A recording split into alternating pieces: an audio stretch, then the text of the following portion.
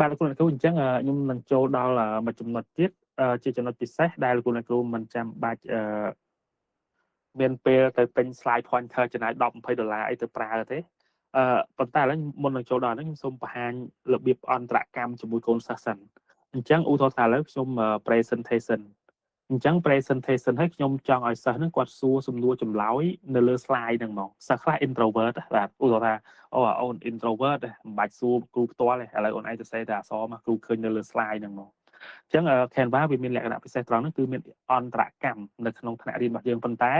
លោកគ្រូអ្នកគ្រូដែលឆ្ងាយពី slide របស់ខ្ញុំនេះប្រហែលជាអត់អាចទៅសេបានទេយ៉ាងជាទូទៅវាស្គាល់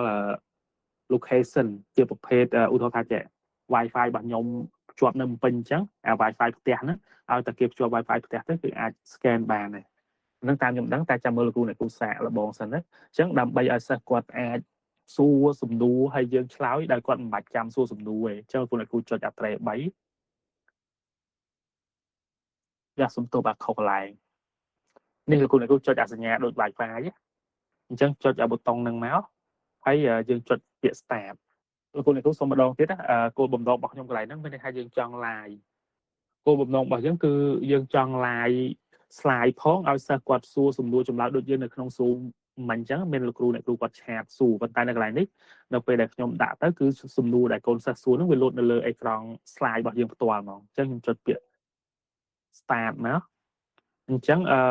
account លោកគ្រូអ្នកគ្រូខ្លះអត់ឃើញ QR code ទេហើយខ្ញុំអត់ដឹងថាមានបញ្ហាអីដែរទេប៉ុន្តែភាគច្រើនគឺមាន QR code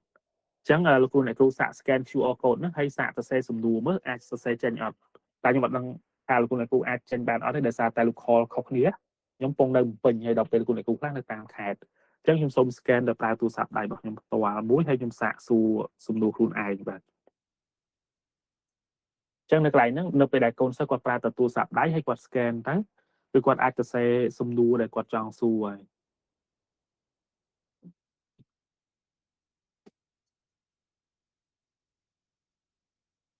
អូបាទអ្នកគ្រូគាត់អាច scan បានតែខ្ញុំស្មានតែបានតែមួយបាទលោកឃើញ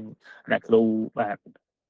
គាត់មកពីពោធិ៍សាត់អត់ដឹងថាអ្នកគ្រូឬក៏លោកគ្រូទេបាទអញ្ចឹងនៅកន្លែងហ្នឹងលោកគ្រូអ្នកគ្រូឃើញឧទាហរណ៍ថាយើងពងបរិញ្ញាសិស្សទៅសិស្សគាត់អត់យល់ទេអារូបហ្នឹងរូបអីគេតែគាត់មិនចង់និយាយដល់យើងគាត់ introvert អញ្ចឹងយើងនេះមកយើងប្រាប់ឥឡូវមានបងអូនម្នាក់សួររូបនោះជារូបអីអញ្ចឹងយើងប្រាប់អាហ្នឹងវាអត់ដាច់សង្វាក់របស់យើងទេបាទហើយដូចជាបាទអូមានអ្នកឆ្លើយបាទខ្លាធំអីចឹងមកបាទឬក៏ខ្លាกระดาษអីចឹងមកអញ្ចឹងលោកគ្រូអ្នកគ្រូពេលហ្នឹងគឺនៅពេលដែលយើងបរិញ្ញាបត្រសិស្សគាត់អាចសួរគាត់អាចអីបានអញ្ចឹងវាអត់សូវដាច់ភាគអីអញ្ចឹងអាហ្នឹងមុខងារគេហៅថាអន្តរកម្មបាទមុខងារអន្តរកម្មនៅក្នុង Canva ហ្នឹងគឺវាលយបែបហ្នឹងហើយបើសិនបើករណីលោកគ្រូអ្នកគ្រូអត់មាន QR code អត់ឃើញតែវា error ម្ដងម្កាលហ្នឹងអញ្ចឹងលោកគ្រូអ្នកគ្រូអាច copy link នៅកន្លែងហ្នឹងគឺមាន link បាទនេះលោកគ្រូអ្នកគ្រូកូនសិស្សគាត់តែចូល Canva live មកហើយ copy link នេះហើយវាយលេខកូដនេះចូលមកហើយលេខកូដរបស់ខ្ញុំគឺមួយនេះអញ្ចឹងបើករណីគាត់មាន Canva ស្រាប់គាត់មើលអាកន្លែងមុខងារ live វាយលេខកូដនឹងចូលទៅគាត់ឃើញ slide យើងពងឲ្យបើកនឹងមកបាទដោយលោកគ្រូអ្នកគ្រូអញ្ចឹងចង់ដឹងចូល Canva live ទៅហើយវាយលេខកូដដែលខ្ញុំគូសវងនឹងចូលទៅហើយបាទអញ្ចឹងឃើញលោកគ្រូអ្នកគ្រូបាន scan ចូលបានគ្រប់គ្នាយ៉ាច្រឡំបាត់ហ្នឹងអញ្ចឹងនៅកន្លែងហ្នឹងមានច្រើនបាទអញ្ចឹងកន្លែងហ្នឹងជាមុខងារអន្តរកម្មមួយហើយដល់ពេលយើងចង់បិទយើងចុច the end ណាបាទលោកគ្រូខ្ញុំថ្ងៃមុនហ្នឹងរៀនកម្មវិធីគុណវុឌ្ឍខ្ញុំចាប់អារម្មណ៍ឃើញគេដូចលោកគ្រូបង្ហាញនេះដែរប៉ុន្តែគេទៅសេចម្លើយ scan ហ្នឹងតែចម្លើយគេលោតនៅលើកម្រងសំណួរធ្វើដោយរបៀបថាជា map mind map ចឹងលោកគ្រូនៅលើហ្នឹង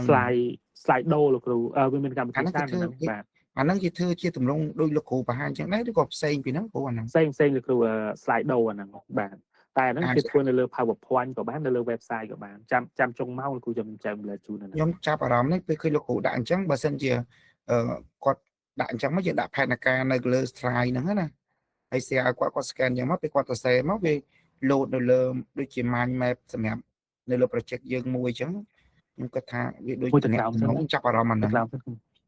បាទគ្រូអាហ្នឹងមានតែលោកគ្រូតែចាំចុងម៉ោងលោកគ្រូបើខ្ញុំភ្លេចចាំលោកគ្រូជួយរំលឹកបន្តិចមកចាំខ្ញុំបង្ហាញជូនបាទតែអាហ្នឹងយើងអត់ធ្វើនៅក្នុង Canva ហ្នឹងគ្រូឯងអត់ទេគ្រូអាហ្នឹង